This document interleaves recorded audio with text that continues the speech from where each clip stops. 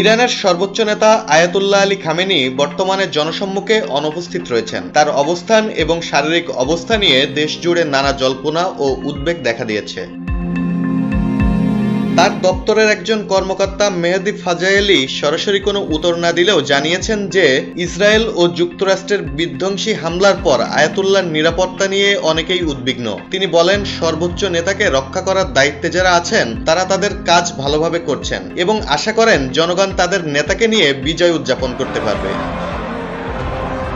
প্রায় এক সপ্তাহ ধরে খামেনি জনসম্মুখে নেই। এই সময়ে তিনি কোনো ভাষণ বা বার্তাও দেননি। অথচ এই সময়ে ইরান গভীর সংকটের মধ্যে দিয়ে গেছে। যুক্তরাষ্ট্র ইরানের 3টি পারমাণবিক স্থাপনায় হামলা চালায়, যার জবাবে ইরান কাতারে অবস্থিত মার্কিন ঘাঁটিতে ব্যালিস্টিক ক্ষেপণাস্ত্র নিক্ষেপ করে। এরপর মার্কিন প্রেসিডেন্ট ট্রাম্পের মধ্যস্থতায় ইরান ও ইসরায়েল এক যুদ্ধবিরতিতে পৌঁছায়। এই পুরো সময়ে খামেনি ছিলেন অনুপস্থিত।